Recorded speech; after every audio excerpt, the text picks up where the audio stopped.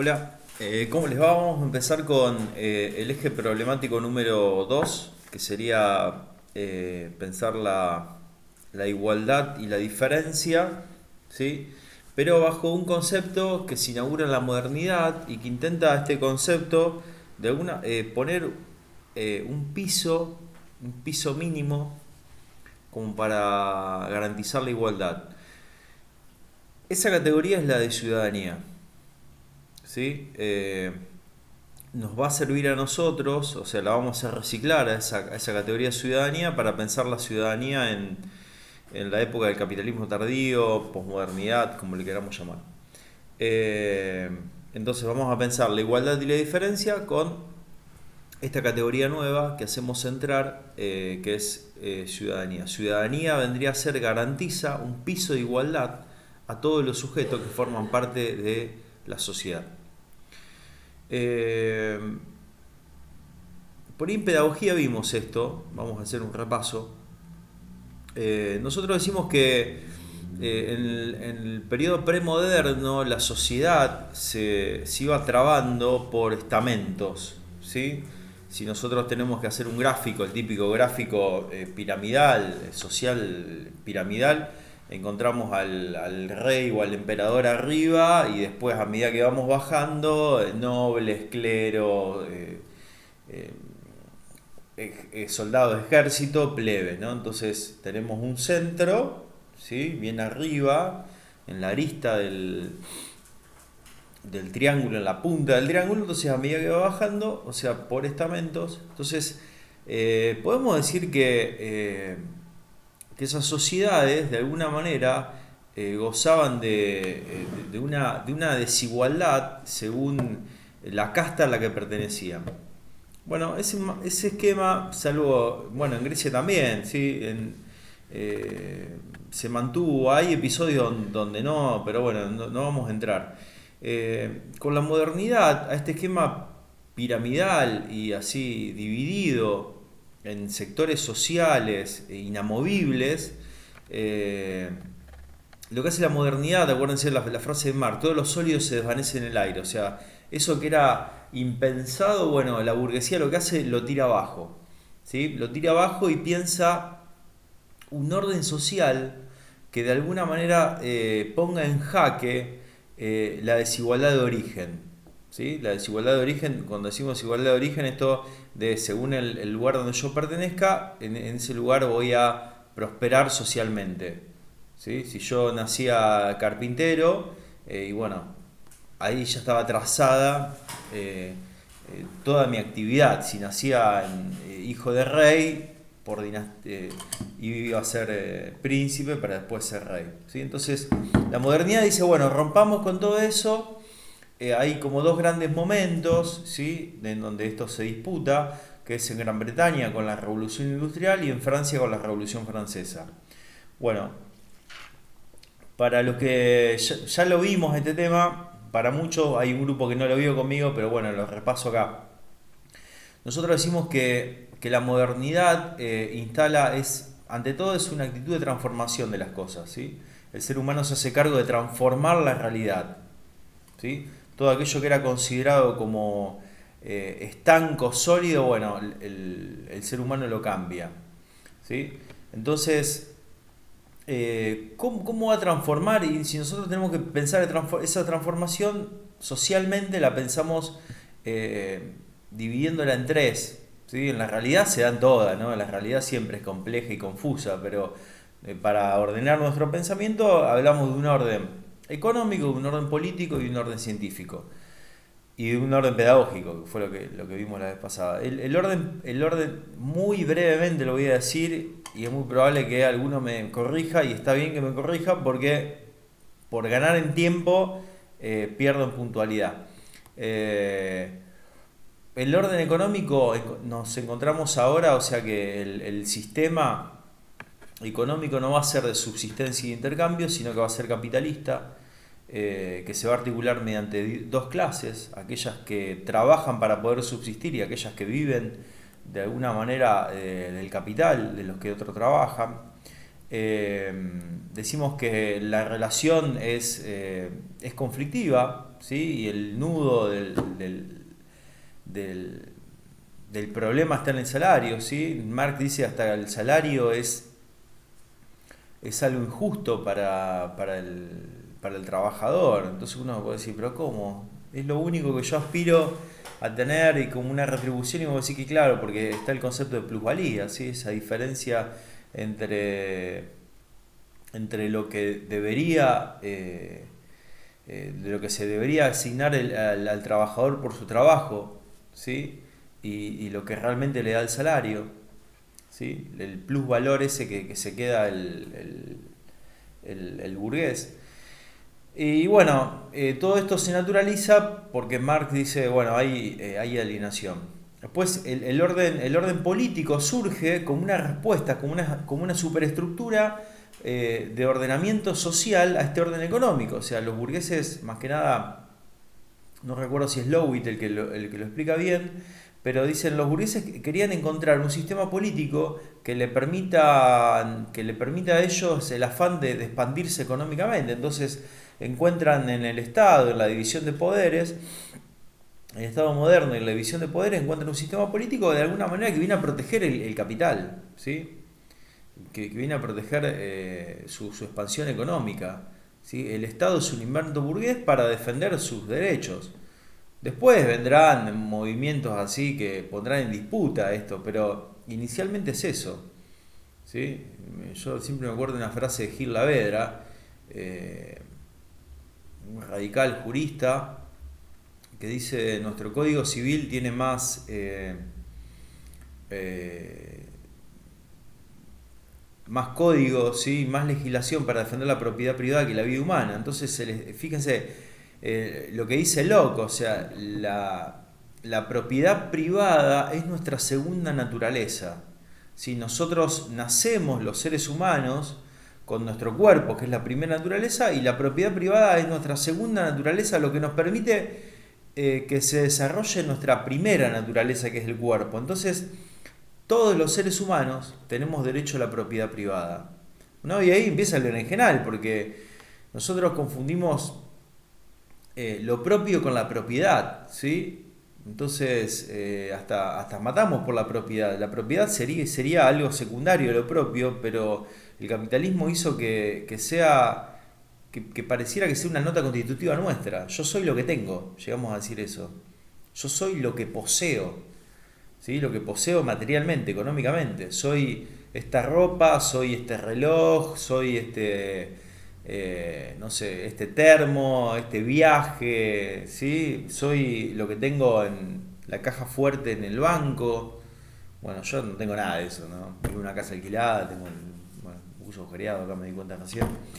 Así que, pero bueno, ¿no? Entonces, este es uno de los pivotes del capitalismo. Entonces, fíjense, tenemos el orden económico, el orden político y el orden científico, que es el positivismo, ¿sí? El burgués piensa un sistema de saber que me garantice controlar, predecir a la naturaleza de la sociedad. Entonces encuentra el positivismo que se planta en la lógica científico-matemática, lógico-matemática, para poder explorar estas realidades, la naturaleza y la sociedad, que le permite, o sea, poder manipularlas.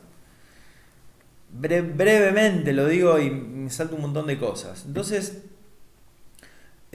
acá tenemos básicamente el orden moderno, ¿sí? Ahora, ¿cuál es la categoría jurídica? ¿Sí? Si ya no hay más reyes, si ya no hay más nobles, si ya no hay más clero, o sea, que se juzguen por sus propias leyes, sino que todos nos juzgamos por este gran contrato que hacemos, este gran pacto que es el Estado, ¿sí? En términos de Hobbes, o sea, los seres humanos somos individuos y lo que hacemos es pactamos. ¿Por qué? Porque necesitamos, dice Hobbes, los seres humanos pactamos, yo pacto con todos los que vivimos en este territorio porque soy egoísta, quiero el deseo del otro, dice Hobbes, deseo lo que el otro desea, soy libre, y como todos somos egoístas y libres, tenemos miedo. ¿Tenemos miedo de qué? De que el otro venga por lo que soy yo y por mi propiedad. Entonces pactamos. Enajenamos parte de nuestra libertad. Decimos, bueno, voy a ser un poquito menos libre con tal de que el otro no venga y me lleve puesto. ¿Sí? O sea, yo voy a bajar el volumen del bafle, del reggaetón que estoy escuchando, para que mi vecino no saque la escopeta y me recaga a tiros. ¿Sí? Entonces, ¿y yo por qué no hago lo mismo? Saco mi escopeta y le tiro a mi vecino. No tengo escopeta, claro, es un ejemplo. Entonces, ¿por qué no hago esto? Y porque tengo miedo. Y dice, y fíjense hasta dónde llega Hobbes, dice, tiene que haber una especie de gran hermano superior que controle y que meta miedo a todos los seres que habitan este gran pacto, que es el Estado. Entonces el Estado es el Leviatán. De hecho el libro de Hobbes es eso, este monstruo bíblico que encontramos en el libro de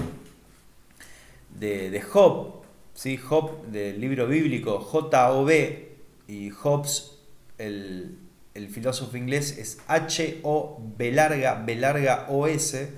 Entonces este Leviatán, este monstruo bíblico que nos mete miedo, que es el Estado, y yo no mato a mi vecino.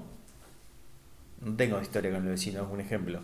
Yo no mato a mi vecino no porque está mal y la moralidad y tiene un valor absoluto la persona, sino que no mato a mi vecino porque tengo miedo a que venga el Estado por mí.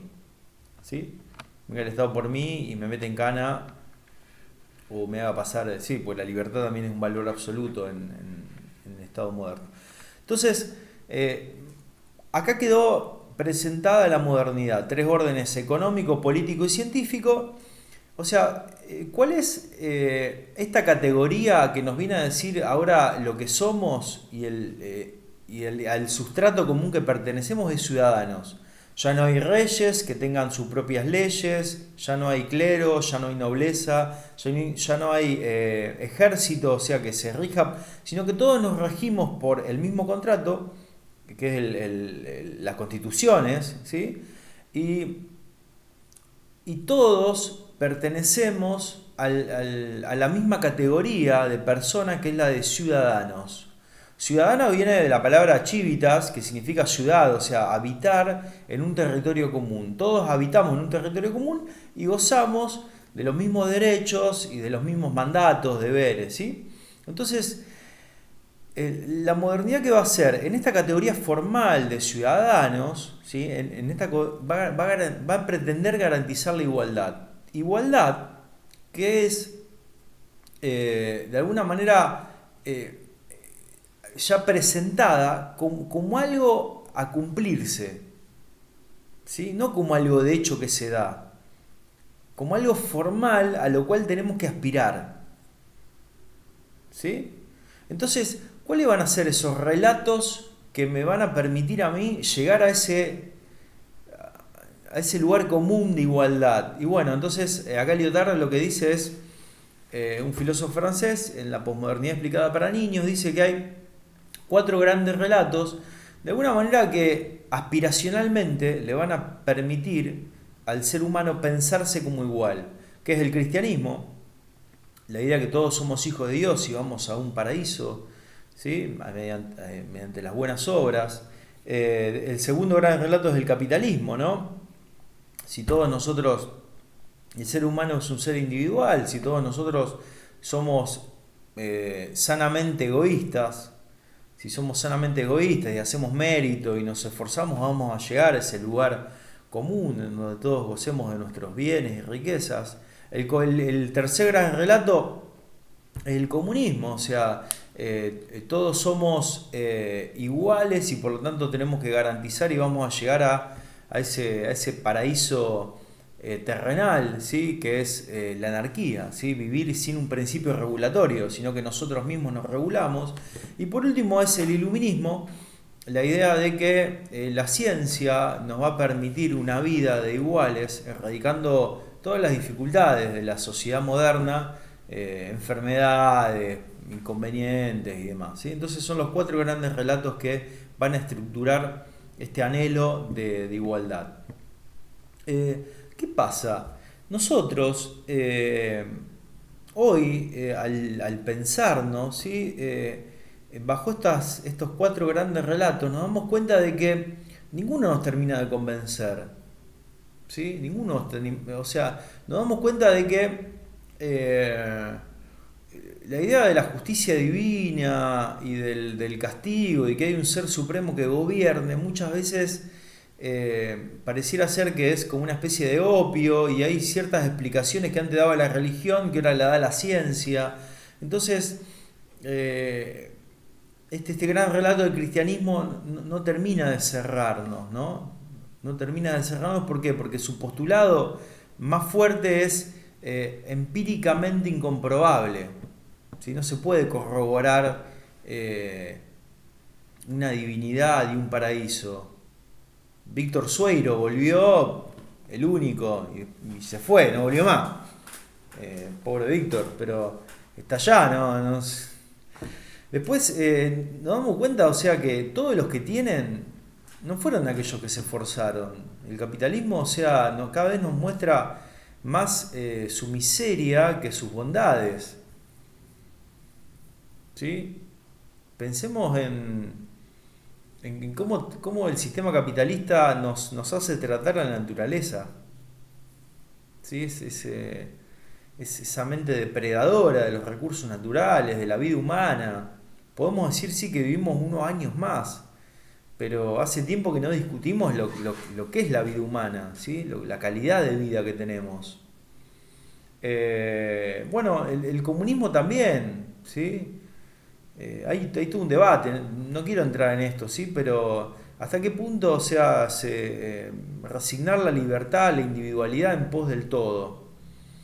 Eh, bueno, y el iluminismo también, o sea, la ciencia hoy, eh, no sé, pandemia, ¿no? No quiero tener pensamientos conspirativos, pero ¿qué hicimos con esto? Esto nació en, bueno, son todas preguntas más que... Entonces los grandes relatos caen, si tenemos que poner una fecha, al fin de los 80, ¿sí? La caída del muro de Berlín, el auge del neoliberalismo, pensemos en, no sé, en lo que fue la salida de Alfonsín y la entrada de Menem en nuestra sociedad. Entonces caen estos grandes relatos y empiezan a haber micro relatos que van tomando forma. Entonces ya no es que luchamos todos por el paraíso, sino que surge un costado de sujetos que luchan que luchan por sus derechos a la tierra como pueblo originario. ¿Sí? O sea, no hay una corriente que aglutine a todo las ganas de igualdad que tenemos los seres humanos, sino que va a haber como pequeñas corrientes que van a ir luchando por sus propios derechos. Tenemos a los pueblos originarios que se arman, tenemos a las corrientes feministas, tenemos a los movimientos sin tierra, ¿sí? Son como pequeños grupos que ven que sus derechos fueron olvidados, entonces que empiezan a luchar por ese colectivo, sí, por ese colectivo que no aglutina a toda la humanidad, pero a porciones, ¿sí? Entonces tenemos por ahí pensamientos más situados geográficamente, tenemos más según la clase, según el género, según la etnia. Entonces, a fines de los 80 empieza a aflorar, ¿sí? Esta cosa que está más particionada, por decirlo así. Y es entonces cuando, esto por ahí lo desarrolla más Feynman, en el consenso de Washington, ¿sí? Yo tenía un profesor, Licky, que también habla de derechos, que sitúa acá, es en el consenso de Washington donde el poder hegemónico vuelve a relanzar un plan aglutinante. ¿Me explico? Se la veía venir que había diferentes corrientes que estaban luchando por la igualdad. ¿Sí? Pensemos en la corriente afro, en todo lo que es América y América del Norte, con Martin Luther King, los movimientos de independencia en lo que es el Asia, ¿sí? las colonias británicas, en África también. Entonces, Bueno, en América Latina también nosotros tenemos grandes movimientos, o sea que de alguna manera empiezan, toman la posta de la lucha. Entonces, el consenso de Washington dice, bueno, a ver, nosotros tenemos que volver a aglutinar bajo un sistema hegemónico a toda esta gente que se nos va a ir se nos va a ir juntando y queriendo transformar la realidad. Y bueno, ese es el gran relato que viene a aglutinar nuevamente, se llama globalización. ¿Sí? Entonces no es ya la modernidad bajo el sujeto de ciudadano, el que quiera aglutinar y decirnos que somos todos iguales, sino que es la globalización como ese gran relato que nos dice, bueno, ya no sos más ciudadano, sino que ahora sos, pensemos, consumidor. ¿Sí? Fíjense que en la reforma constitucional del 94 acá en Argentina, la gran introducción que se hace a la Constitución es la idea del consumidor, ¿sí? Los derechos y las garantías del consumidor. ¿Sí? Pareciera ser que ahora entramos en este estatuto de lo social, pertenecemos a la sociedad, no por una cuestión de derecho, sino por una cuestión de consumo. ¿Sí? Somos lo que tenemos. Dicho muy brevemente. ¿Sí? Yo me acuerdo que una vuelta siempre iba una persona que era alcohólica y lo que comúnmente por ir y mal lo llamamos croto, ¿no? Los tipos que bueno, que la vida lo llevó a esa situación, ¿no? De vivir en la calle y demás, y siempre se ponía a filosofar. La verdad que era un tipo muy lúcido, muy inteligente. Y una vuelta ya estaba podrido de ayudarlo, viste que a veces uno se cansa. Entonces le digo, pero ¿vos no probaste ir al municipio y plantearle? Entonces me dice esta frase que me quedó. Dice, me dice, Manuel, vos en esta sociedad sos si tenés. Si no tenés nada, no vales nada. Y nadie te va a escuchar. La cuestión es que me luqueó unos mangos y fue a hacer lo que hacía él, ¿no? Comprarse algo para morfar y para calentarse una vida espirituosa, por decirlo así. Entonces, se ve acá la ciudadanía como categoría formal se ve desplazada por otra que es la del consumo, ¿sí? La del consumo, o sea, somos aquello que consumimos. Y fíjense que acá, según Ibáñez, un sociólogo, no sé si argentino o español, pero Ibáñez nos dice esto: lo que ha pasado en este capitalismo tardío es la idea de que las multinacionales ya no nos venden cosas, sino que nos venden a nosotros mismos,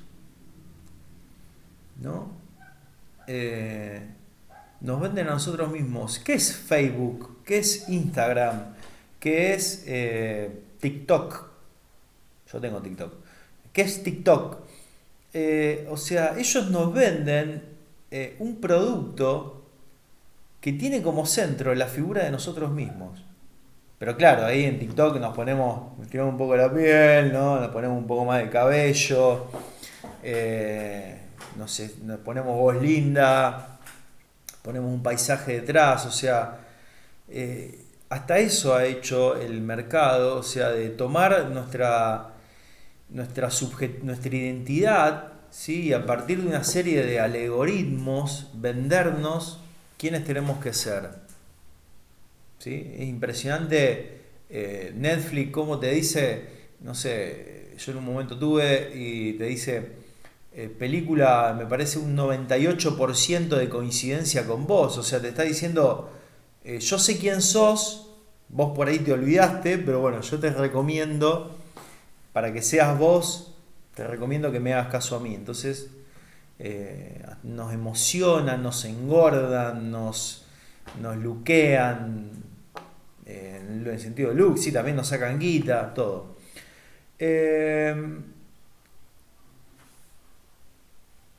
Entonces, fíjense, acá tenemos un tema que nosotros de alguna manera estamos tratando de generar una igualdad a pesar de las culturas, y esa igualdad tiene que ver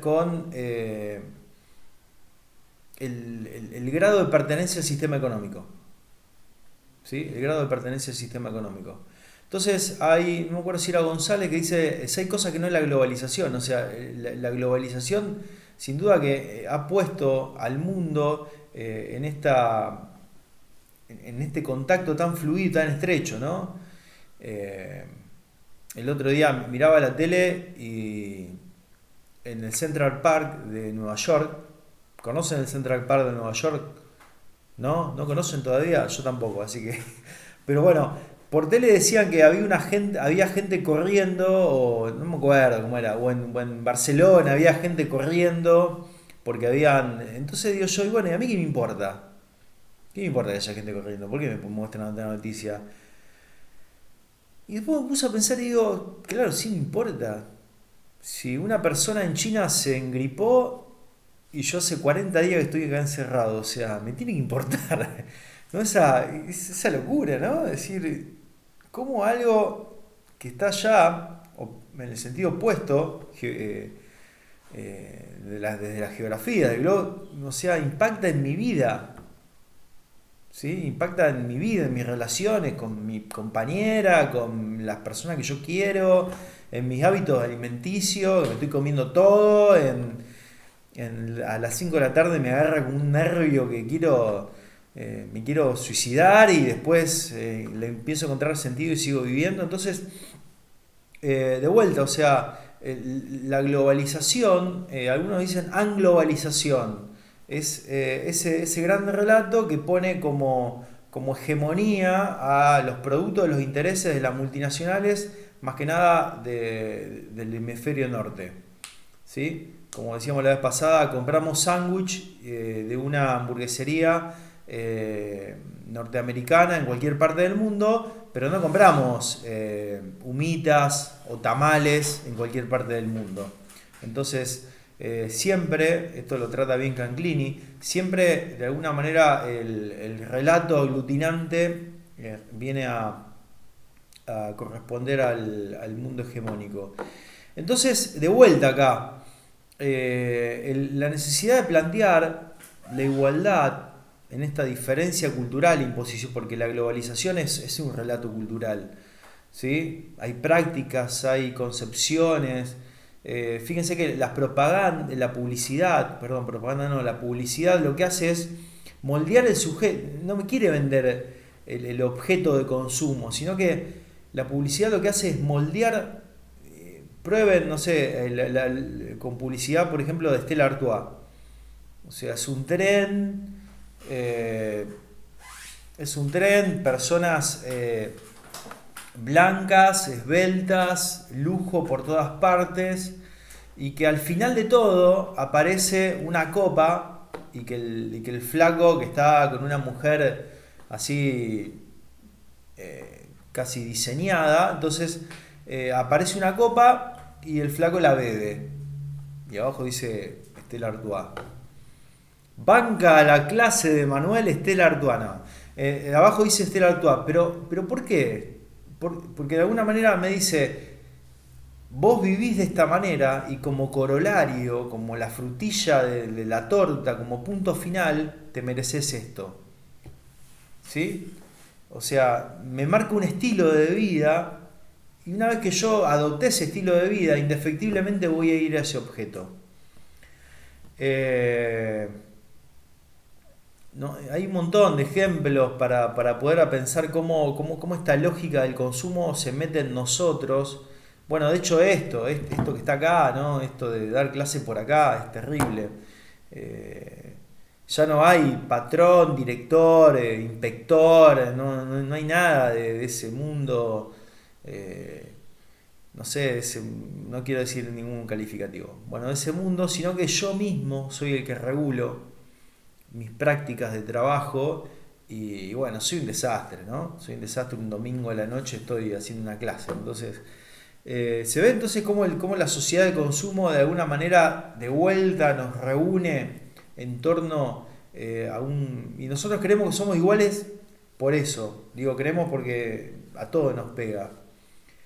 ¿Hay forma de zafar de este sistema? El gran debate, esta es la gran pregunta nos hacemos cuando vamos a comer con mis compañeros de secundaria y entonces empiezan a hablar, ¿se puede zafar de este sistema? ¿No se puede zafar? Imposible, sí.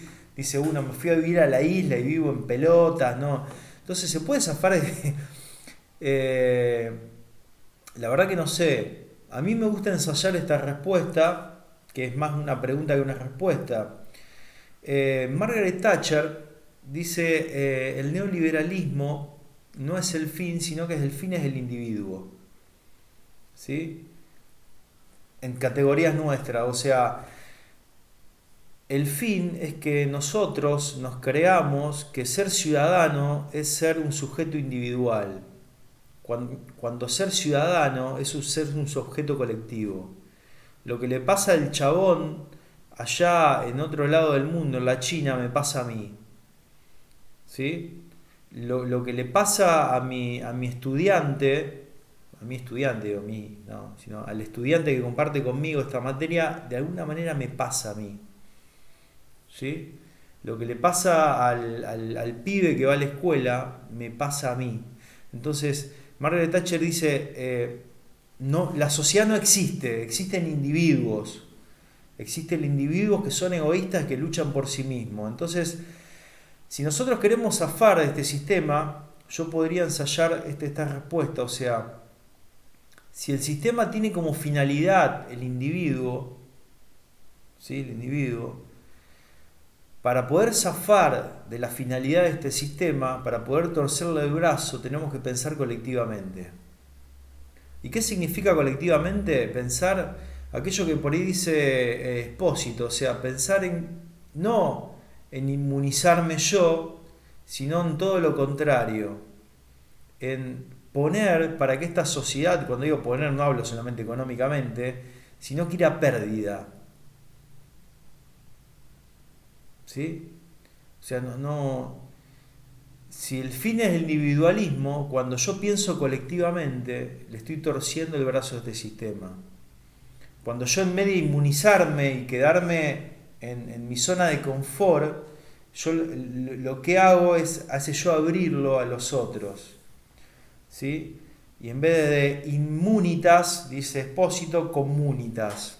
O sea, poner para que todo funcione. Pensemos en una familia. Imagínense el padre o la madre que diga, bueno, chiques, yo me repodrí de bancar la comida acá, tengo que pensar en mí, bueno, no sé, tienen 8 o 10 años, manéjense, vamos a empezar a dividir los gastos, se enferman, yo hasta la 1 de la mañana los bancos, tienen 39, 40 de fiebre, a la 1 corto porque tengo que descansar yo, o sea, un padre y una madre para que funcione esa sociedad primitiva, nuclear, que es la familia, tienen que poner tiempo, ganas, guita, vida, para que a pérdida.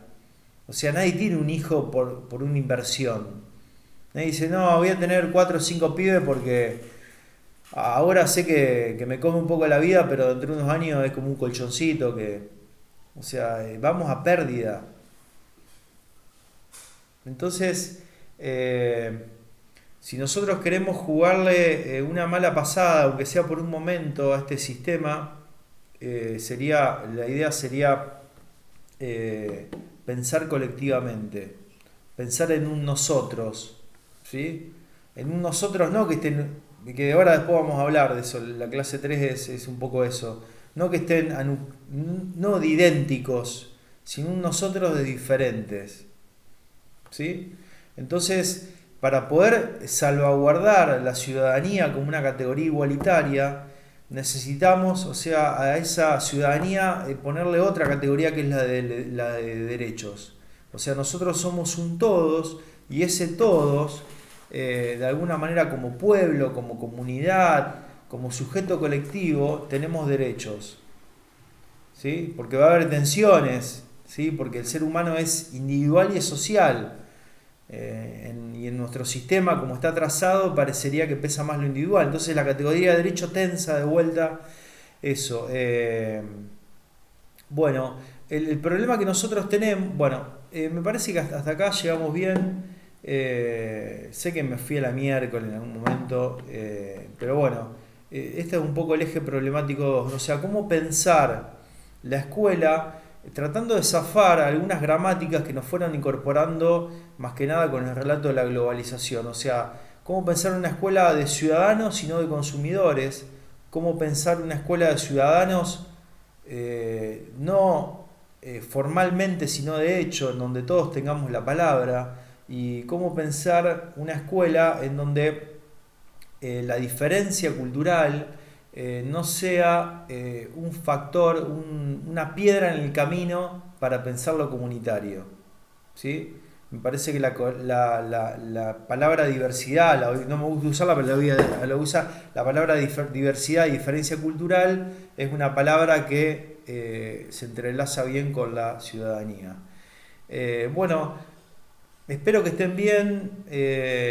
Hubo participaciones en los foros, participen. Eh, yo más que nunca estoy en este momento de mi pensamiento de educación, o sea, educar es como tirar botellas con mensajes al mar, no sé lo que pasa por el otro lado, no sé si se entiende, no se entiende, si lo pueden ver, si tienen tiempo, si tienen ganas, si se repudrieron de todo, no sé, así que desde acá les acerco esto y me parece que les subí los textos, ahora veo, pero me gustaría que, no sé, en la medida de lo posible, tampoco lo quiero exigir, ¿no? Porque es un tiempo durísimo, podamos tener un ida y vuelta. Bueno, ha sido un placer siempre compartir con ustedes y bueno, sepan que estamos acá, al costado del camino, ¿no? El camino lo hacen ustedes y yo estoy acá como dice Fito, al lado del camino, acompañándolos. Un abrazo.